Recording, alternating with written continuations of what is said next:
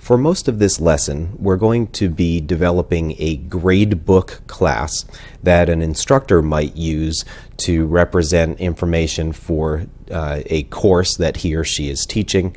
And as we proceed through the next several lessons, we'll continue to develop this gradebook class to the point where when we cover arrays, we will build into the class arrays of information regarding the grades for students in a course. In this chapter, we'll be focusing on primarily the fundamental concepts of object-oriented programming and starting to build our own new class types from which we can create objects. So you can see here the folder in which this first version of the gradebook is located. I'm going to go ahead and load that into my IDE right now. And as I proceed with you through this lesson, what I'm going to do is introduce all of the key concepts of creating a basic class definition.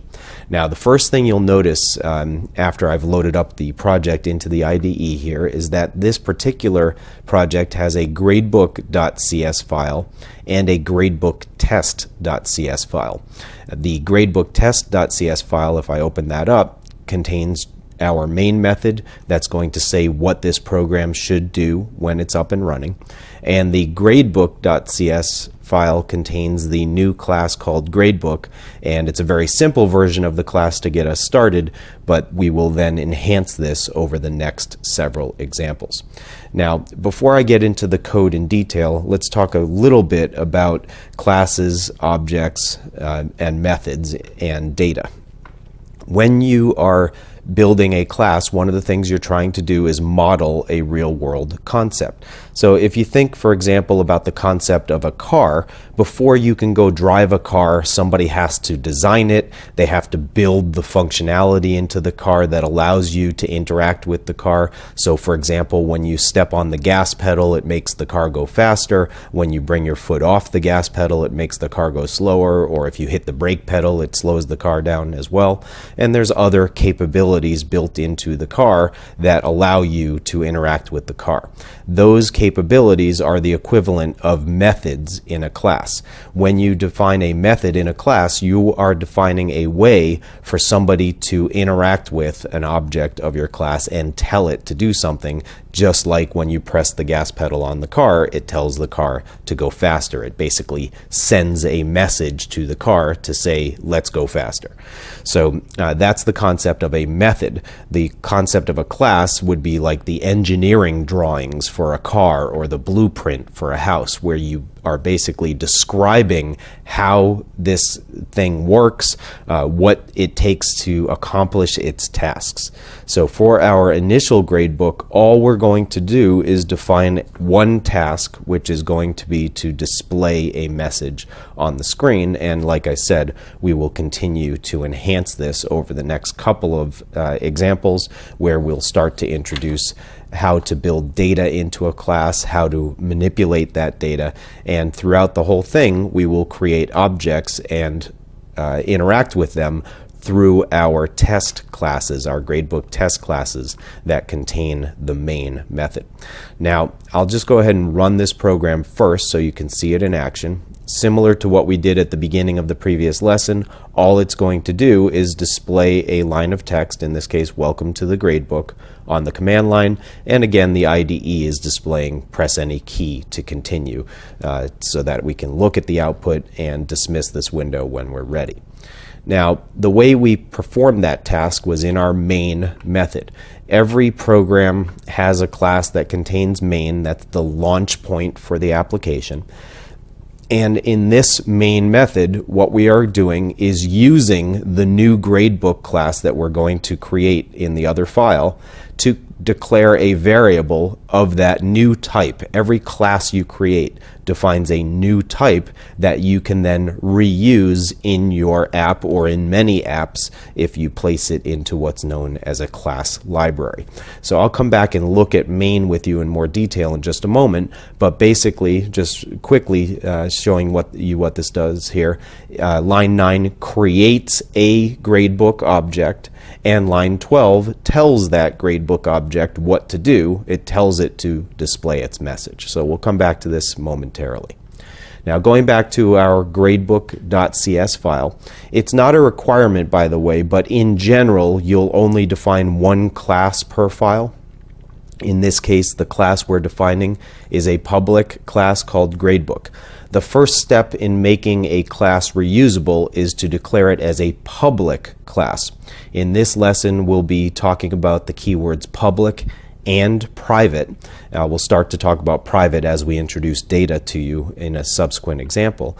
But basically, anything that's public is quote-unquote publicly accessible. Anybody who has access to class gradebook is allowed to use its public features, and you can only have access to a class if it's a public class in the first place. So if I'm creating a reusable class that I want to use through many applications, it would normally be placed into what's known as a class library, and it would be defined as a public class within that class library. Throughout the .NET framework, there are thousands of public classes, but there are also non-public classes that you can't see that are being used behind the scenes to support those public classes as well. So again, if you want to create something reusable, it will typically be defined as a public class. Now, just like our classes in the preceding lesson, all classes start with the class keyword followed by a class name, and just a reminder, the convention for naming your class is capital first letter and capital letter on each subsequent word in the class name. And in this particular class, we have a body that goes from lines 6 through 12 and just one method in its body. Now, one difference between this method and the main method is that you do not see a static keyword here. Again, main is special. It has to be declared static. Most methods that you define will be non-static methods that are specifically defined in a class so that you can talk to a particular object of a class. In this case, we don't have any data yet that we're manipulating. We're simply going to tell our display message method to write a line of text consisting of the string "Welcome to the gradebook" with an exclamation point. Now, syntactically, most methods you'll define, but not all, will start with the keyword public, followed by a return type, in this case void, saying that the method does not return a value, followed by the name of the method, and by convention, method names have the same naming convention as class names, capital first letter and capitalization of each subsequent word in the name. And if the set of parentheses following the method name is empty, that indicates that the method takes no parameters and therefore does not require any additional data to perform its task. And in this case, the only thing we're going to do, again, is to write a line of text to the command line. Now, the reason for the using directive back here at line 3 is that the class called console cannot be used in your code unless you first either say that you're using classes from the system namespace, which is the namespace that contains the console class, or unless I say system dot in front of console here to explicitly say that the console class comes from the system namespace. So if I comment out line 3, then what happens is I get this red squiggly line here indicating that the name console does not exist here in the current context, the current file. Again, that's because I am no longer saying that I'm using features of namespace system. So again, I can go and say system dot here, and that error message will go away, and it will work as written if I want to run the program. In fact, let's just show you that. So I'll start without debugging, and you can see that it works fine if you fully qualify the class name. My personal preference is to use using declarations when I'm writing my code, but some companies prefer that you use fully qualified names all the time. Now, the class gradebook that you see on the screen here is not executable by itself. You have to have a main method in order to be able to run a program. So we've now described the initial functionality of a gradebook object by defining this class. The next step is to go ahead and create an object of that class and tell it to perform a task. And that's the purpose, again, of the gradebook test.cs file. So here we see the class gradebook test. Once again, I've defined it as a public class, and within that class we have a main method, and the shell of that method looks identical to the main methods we showed you in the preceding lesson. Within main, we tell the program what to do. And once you start creating your own classes and using objects of those classes, you have to actually tell the runtime to create those objects. And that's what we're doing here at line 9. We'll start doing this with lots of different classes from the .NET class library, the .NET framework as well. But for now, we're doing it with our simple gradebook class. Now, the way you create an object is first you declare a variable of the new class type, in our case gradebook. The only variables we declared in the preceding lesson were integer variables. Here we're creating objects of a new class. And when you create an object of a class, you must create the object by using the new operator. So when I say new gradebook with the empty parentheses here, what that does is it creates the memory for a gradebook object, and the result of this operation is actually what we call a reference to the new gradebook object that was just created in memory, and that entity called a reference is stored in the variable named myGradebook.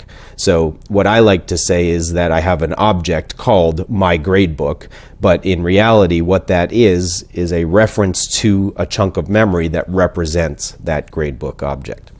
Now, once you have a gradebook object, as we now do here in line 9, at line 12, we can go ahead and tell that object to do something. And the syntax for doing that is the variable name that refers to the object, followed by a dot, and then the name of the method that you want to have the object execute. So myGradebook.displayMessage says to the myGradebook object, I would like you to go display your message, and the fact that the parentheses are empty after display message indicates that this method requires no arguments to perform its task. Of course, you have to call the method in a manner that matches up with how it was defined. Over here we can see that display message takes no arguments. So for example, if I go back to the call here and I were to say let's pass it in the string hello, then I wind up with a big error message because there is no version of display message that takes arguments. So you are going to be required to call the method in a manner that matches up with how it was defined. Now at this point, the program transfers control from line 12 into the display message method, which then writes the line of text. When the method completes execution, it's going to return back to line 12, and at line 13 the program is going to terminate. And what I'm going to do now is run this in the debugger so that you can see that flow of control. So I've gone ahead and clicked in the margin indicator bar at the left side of line 12 here so that I can run this in debug mode and have the program stop executing temporarily at line 12. So let's go ahead and do that. Now, once I do that, the program highlights in yellow the line of code that's about to execute. Now, a couple of things about what you're seeing on the screen here. When you run in debug mode, the debugger automatically displays these windows at the bottom of the screen. The locals window shows you any variables that are currently accessible to the function that's executing, the method that's executing. So we have the parameter args, and we also have the myGradebook object. Notice, by the way, when I hover over myGradebook, it shows me that that is a gradebook object, so it knows that at runtime. And now what I have at the left side here is an arrow pointing to the line that's about to execute, and I want to step into that method to show you the method executing. And for that purpose, we have the debug toolbar up here, and this icon is called the step into icon. You can also press F11 to perform this task. I'm going to click that button, and you see it now transferred me from the gradebook test.cs file over to gradebook.cs, and we're now about to execute the body of the display message method. So I'm going to go ahead and step into this function, and I'm going to execute the write line statement. I'm going to use step over for this purpose to just go perform that task rather than going into the source code of the console class that's defined as part of the .NET framework. And at this point, line 10 has been executed, and I can actually go ahead and pull up the window in which it's displaying the results. Welcome to the gradebook was just displayed. The program has not terminated yet because I'm in break mode at the moment, and now the next thing to execute is going to be returning from the display message method. So I'll go ahead and do that. Now we're back at line 12, and we can step through and complete the program's execution. So the purpose of that exercise there was to show you that control is being passed from my test program's main method into the gradebook class display message method specifically for the object called my gradebook. And as we proceed through the next several examples, we will eventually create multiple gradebook objects, and we'll show you that each individual object maintains its own data so that we can have many different gradebook objects in a program.